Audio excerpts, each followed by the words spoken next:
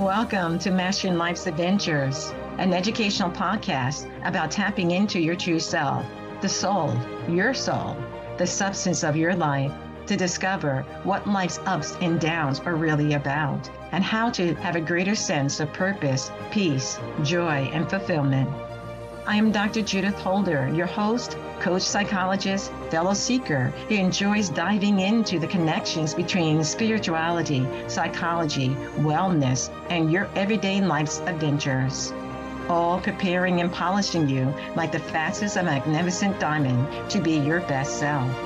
If you're craving more from your life, you are in the right place. Come, let's journey together and transforming what you know into who you really are. Mastering Life's Adventures begins now.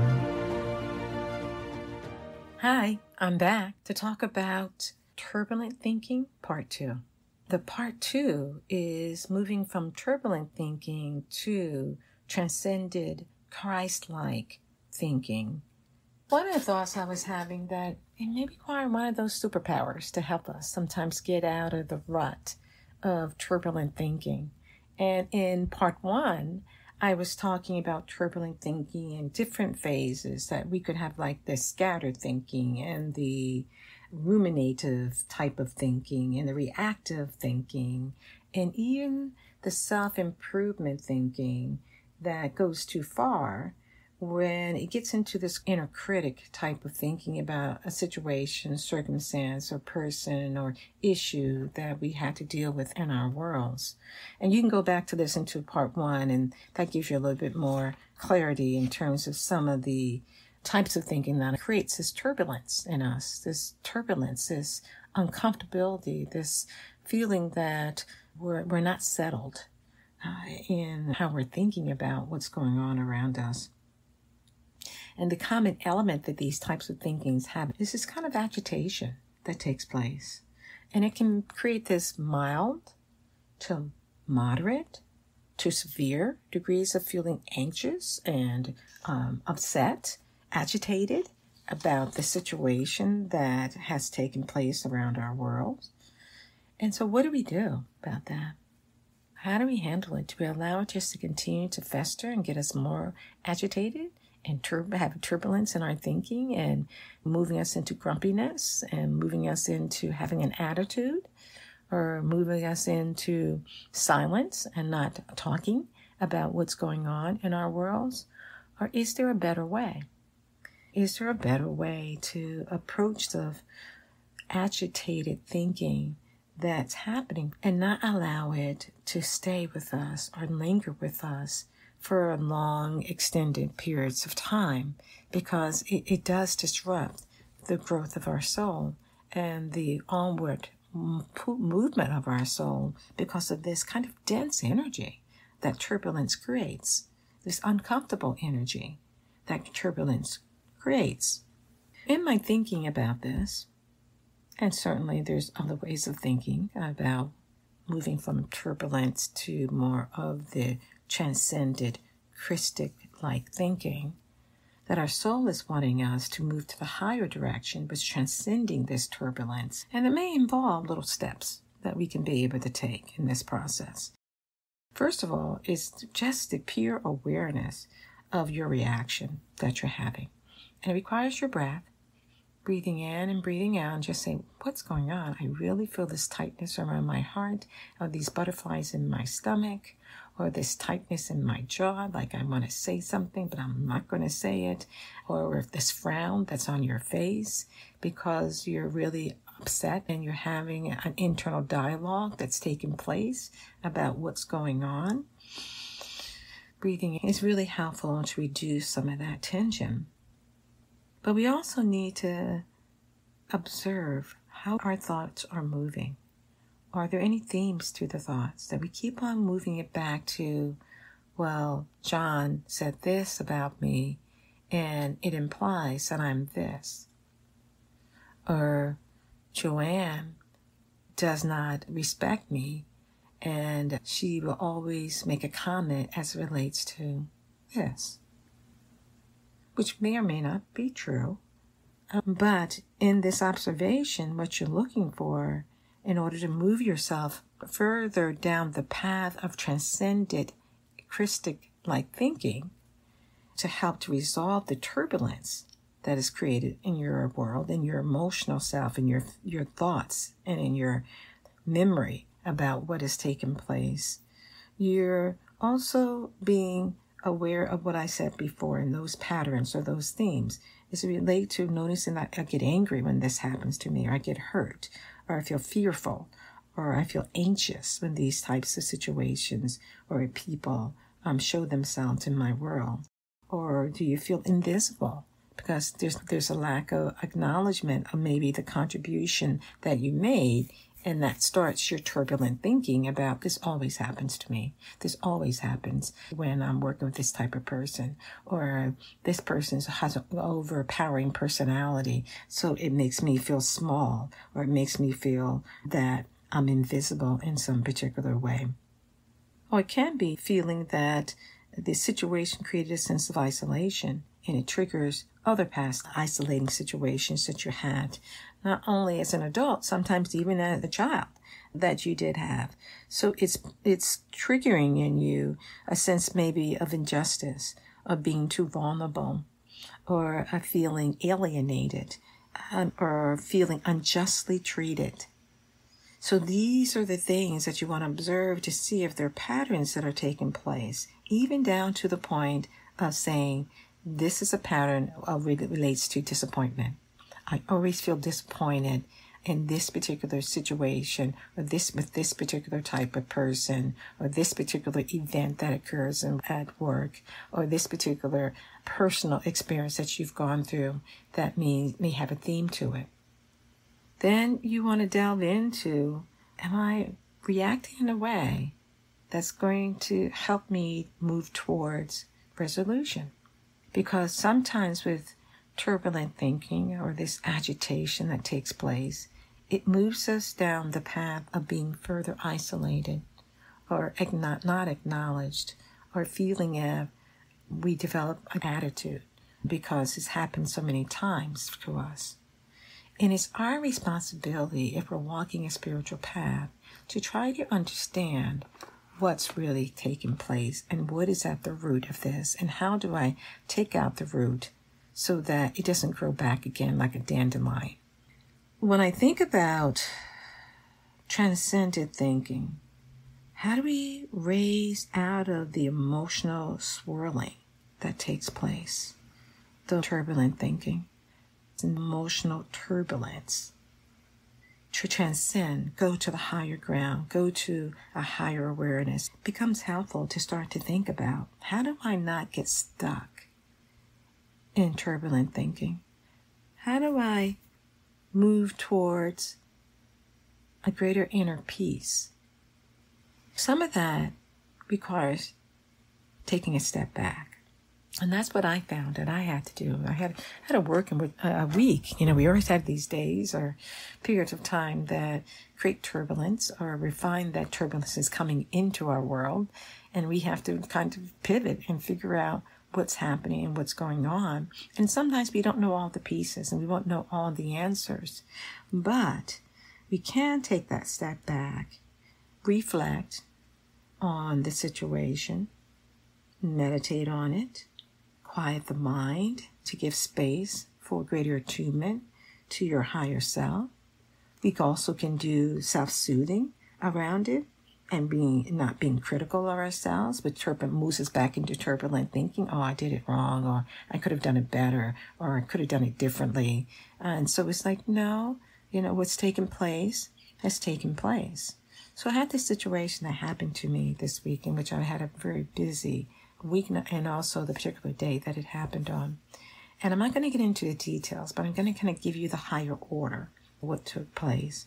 I had, at the end of my day, I had just come back from exercise, and so I was already tired.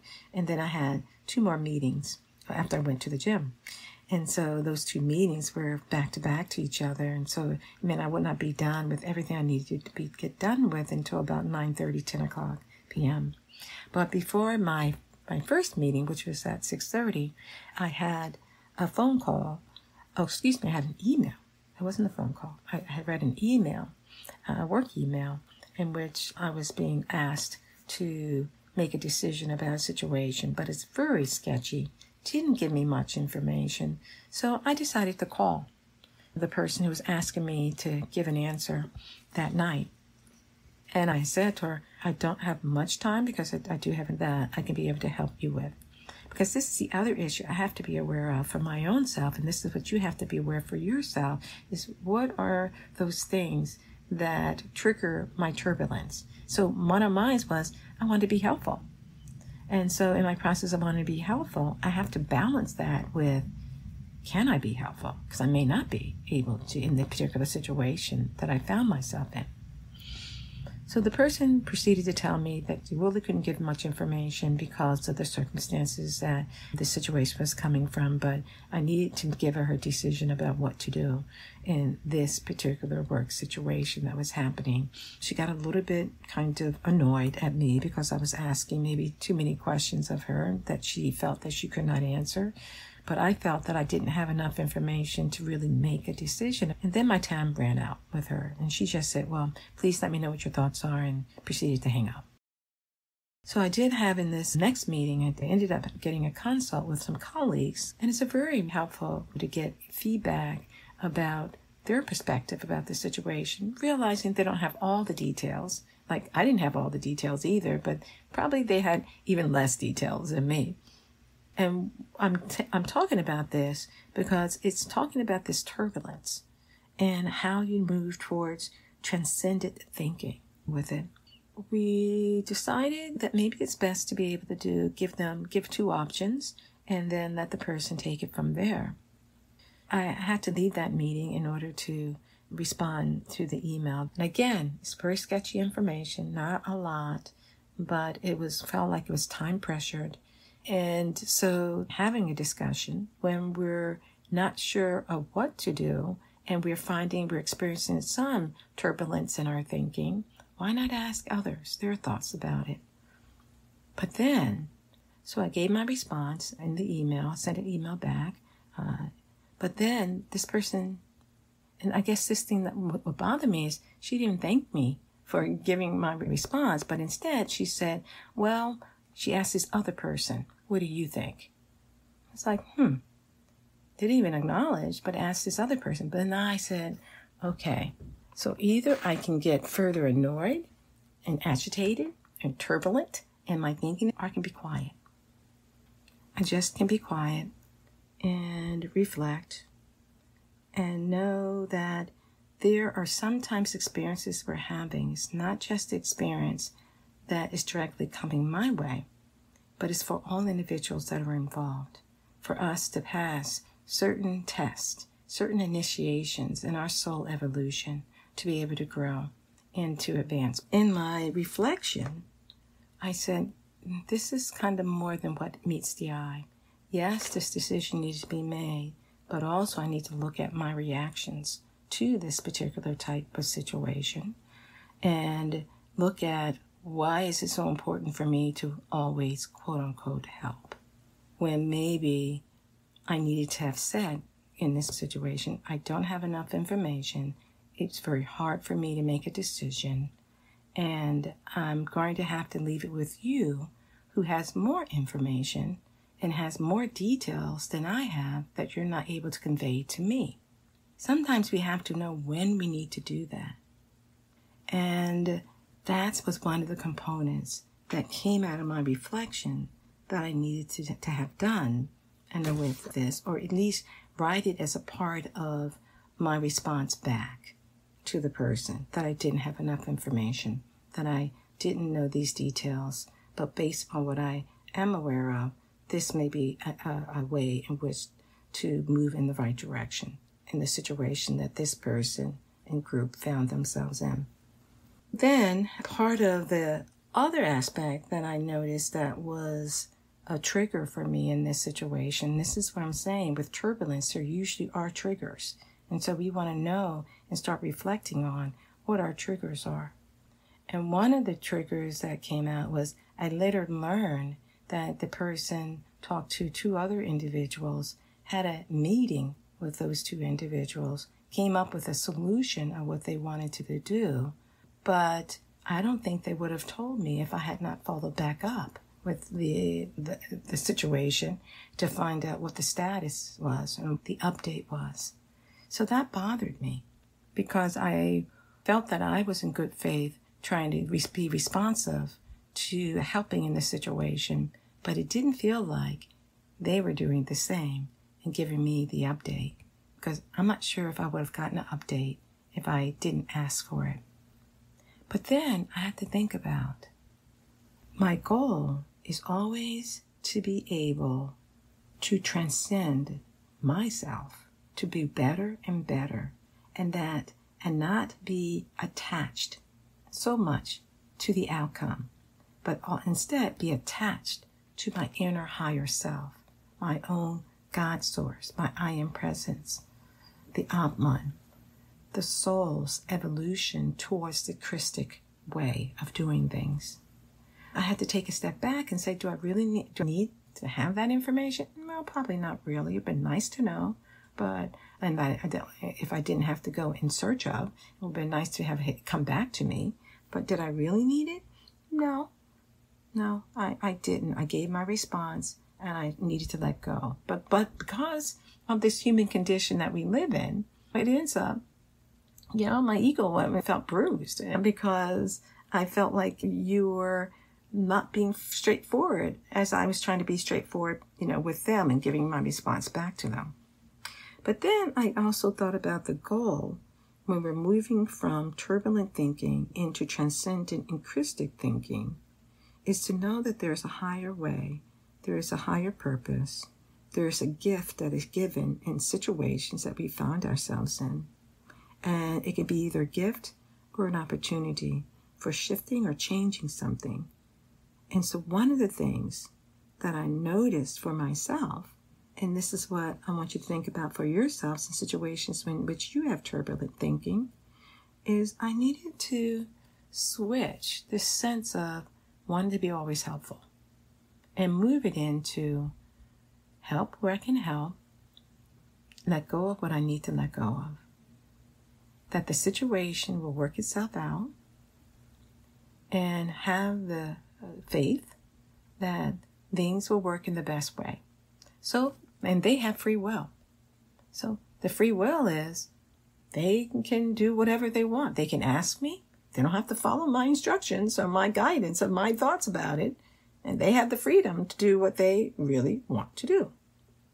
I have to move away from the sense of, well, you asked my opinion. You didn't even thank me for that opinion. And in fact, you went and worked with another group and came up with a different solution, which means that you didn't like my solution that I was given. And it's like, well, you know what? That's okay. You don't have to like it. I did what I needed to do.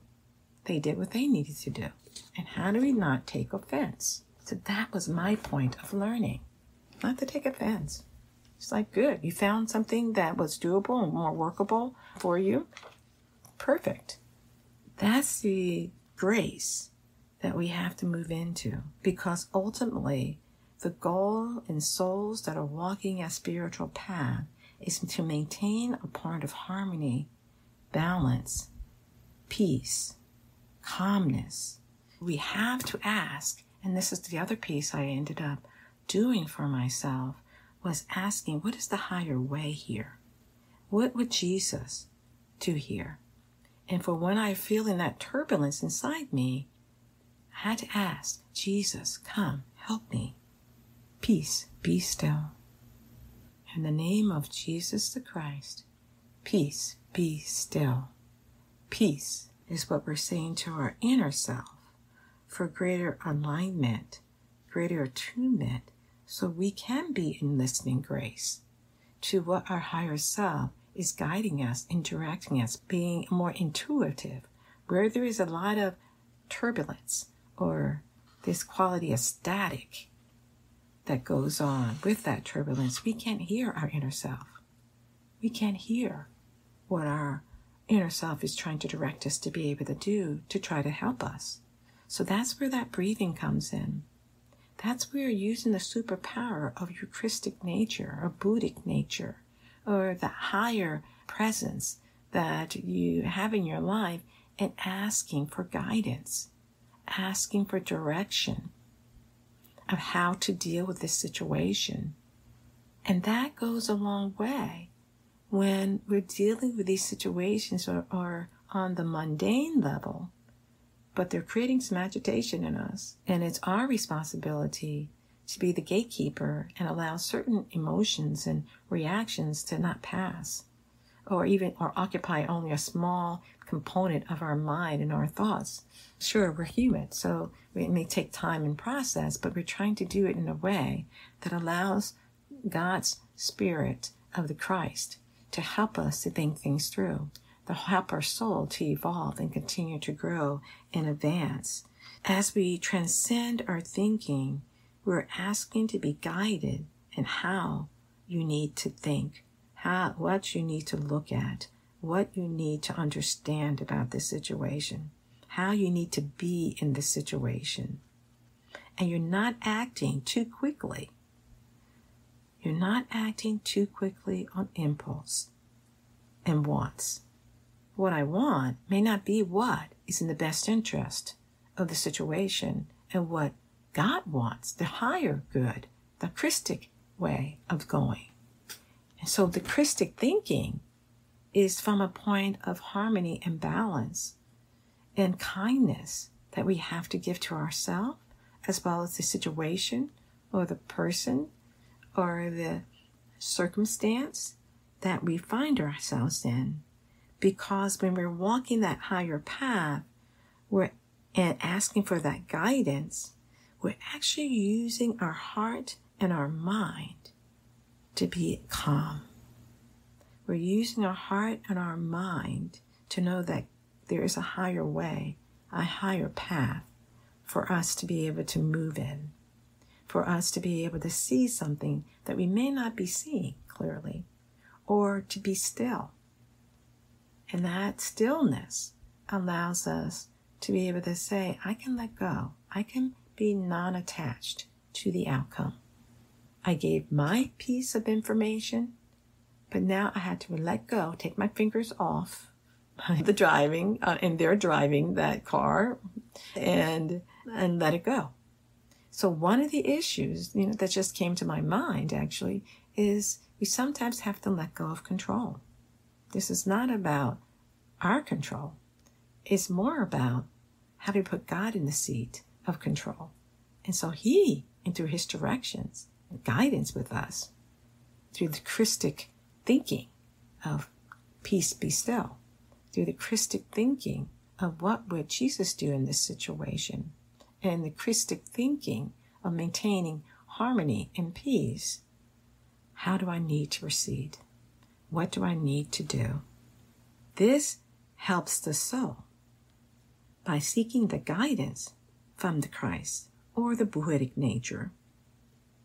Then we are now tapping into the innate qualities that exist within us of who we really are, and now allowing us to be tapped into this turbulence, because we have to realize there's usually different pathways we can take when we have situations that happen to us that we feel that creates this turbulence within us. We can stay in the turbulence. We can make the option to say, I don't no longer want to be in the turbulence, but maybe not sure how to get out of the turbulence, which I get. Or we can say, I have free will. I can choose to maintain the turbulence, or I can choose the higher way. And the higher way for my soul and my soul evolution is harmony, is peace, is loving the situation that you find yourself in. Loving the situation that you find yourself in. And that's the last piece that I had to work on. Like, what is it about this situation I can love and appreciate because it's allowing me to grow and advance? I don't always get there. I may feel better about it, but I may not love the situation, but it's the quality that I'm working on. It's that quality of loving kindness in the situation that I find myself in. And it's like, how do you take the situations that you find yourself in And you go through this process that I've been talking about, moving from the turbulence of part 1 and moving it in transcendent thinking, which moves us more than transcending these lower states of energy, of fear, or doubt, or uncertainty, or hurt, or anger, or feeling isolated, or secluded, or unjust with this. You're moving it past that, and you're asking your higher source, your soul source, what is the best thing for me to do in this situation? And be obedient and be willing to listen. Because the more that we ask our inner self, our soul self, our higher Christic self, what we need to do, it guides us. It helps us. It allows us to release some of these emotional fragments of feeling annoyed or frustrated or angry, or fearful or whatever, because you are keeping your focus on the goal. And the goal is soul evolution. And the goal is to love your God with all your heart, with all your mind, and love your neighbor as yourself. That's the goal. And it's so easy to have that opaque and not see that. And know that we're not always going to do it right. Welcome to the human condition. But that's what we're aspiring to be able to do. That's what we're aspiring to be able to do. In the human condition, we only see one level, whereas in the spiritual tradition, there are multiple facets of levels that exist that our soul is trying to tune into, but is unable to when there's turbulent thinking. So that transcendent Christic thinking is what I'm talking about as a superpower to help you through many situations or interactions with other people at work or at home that you may find yourself in. Bye for now. Thank you for joining me for this episode on Mastering Life's Adventures, being your best self through soul evolution. If you have enjoyed what you've heard today, I would be delighted if you would share this episode with others, leave a thumbs up, and subscribe to my Mastering Life's Adventures podcast. Look forward to your joining the next episode. Please leave any comments or suggestions you might have below. Bye for now.